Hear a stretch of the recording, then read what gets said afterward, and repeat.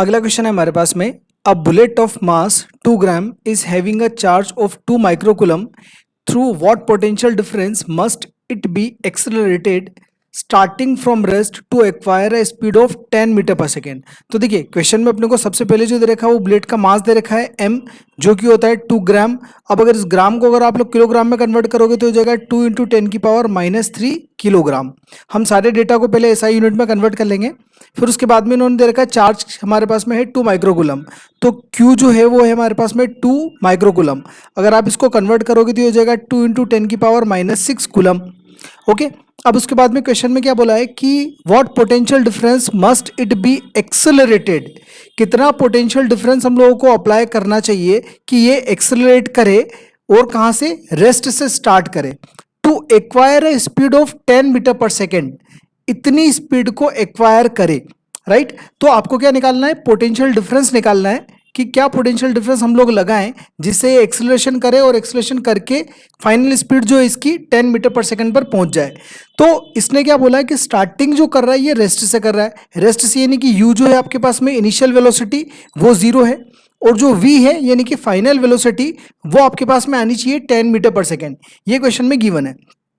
अब देखिए यहाँ पे अगर हम लोग इस चीज को समझें तो आपको करना क्या है कि यहाँ पे जो कॉन्सेप्ट का यूज करना है वो करना है वर्क एनर्जी थ्योरम का।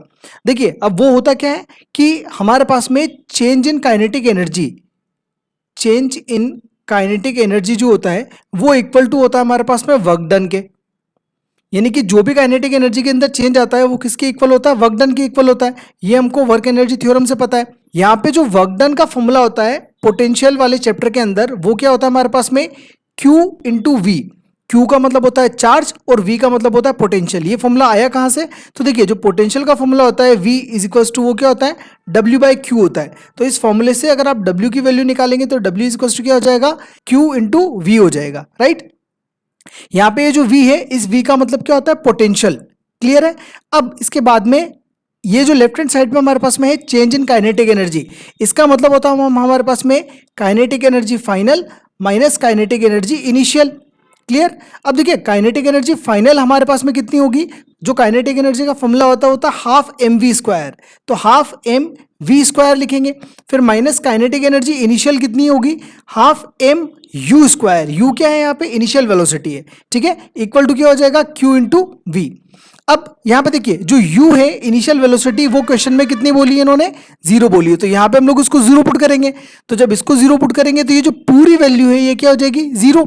तो हाफ mv² में से अगर आप 0 माइनस करोगे तो क्या बचेगा, सिर्फ हाफ mv² बचेगा, इक्वल टू क्या बचा, Q इंटू वी।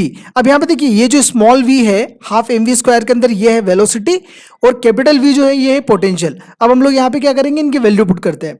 तो देखिए हाफ तो एज इट इज रहेगा हमारे पास में, इंटू m जो है हमारे पास कितना है, 2 इंटू 10 की पावर -3 kg में हम लोग कन्वर्ट कर चुके हैं ऑलरेडी इसको, इंटू v की जो वैल्यू है हमारे पास में क्वेश्चन में कितनी गिवन है, 10 चाहिए हमें, तो यहाँ पे हम लोग लिखेंगे 10 और यहाँ पे इसका स्क्वायर है v का, तो 10 इंटू 10 कर देंगे, इक्वल टू q देखिए चार्ज है, कितना है हमारे पास में चार्ज, क्वेश्चन में गिवन है 2 इंटू 10 की पावर -6, तो यहाँ पे 2 इंटू 10 की पावर -6 लिखेंगे, इंटू v जो है वो हमें निकालना है, तो यहाँ पे हम लोग v को v रहने देंगे।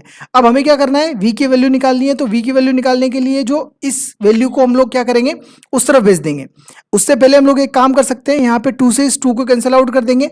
अब क्या बचा हमारे पास में, 10 इंटू 10, तो ये हो जाएगा 100, तो ये हो गया 10 की पावर -3 इंटू 100, और यहां से इस डेटा को हम लोग क्या करेंगे, नीचे भेज देंगे, तो ये हो जाएगा 2 इंटू 10 की पावर -6 इक्वल टू में बचा v। अब यहां पे हम इसको सॉल्व करें तो देखिए 2 1 2 और 2 5 10 और ये 0 एज इट इज हो जाएगा, तो ऊपर बचा 15 इंटू 10 की पावर -3 और नीचे क्या बचा 10 की पावर -6।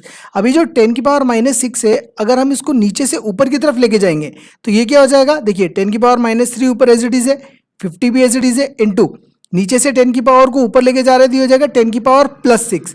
अब यहाँ पे 10 की पावर +6 और 10 की पावर -6 दोनों को अगर आप सॉल्व करोगे तो ये क्या मिलेगा आपको, 50 इंटू 10 की पावर +3 मिलेगा। क्यों मिलेगा, क्योंकि देखिए जब बेस सेम होते हैं हमारे पास में तो पावर क्या हो जाती है, ऐड हो जाती है, तो यहाँ पे +6 और -3 करेंगे तो कितना बचेगा, 10 की पावर +3 बचेगा। ठीक है, इसीलिए हम लोगों ने यहाँ पे 10 की पावर +3 लिखा। अब 50 इंटू 10 की पावर +3 जो आया ये हमारे पास में क्या आया, v की वैल्यू आई। अब इसको हम लोग इस तरीके से भी लिख सकते हैं 50 किलोवाट, क्योंकि के की 10 की पावर प्लस 3 का मतलब क्या होता है किलो, तो इसको हम लोग 10 की पावर प्लस 3 ना लिख के किलो लिख सकते हैं, तो किलो वोल्ट हो जाएगा, राइट, 50 किलो वोल्ट हो जाएगा आपका आंसर। ऑलराइट, सो ये हमारे किससे सेकंड ऑप्शन से मैच करेगा, तो second is the correct answer. Alright.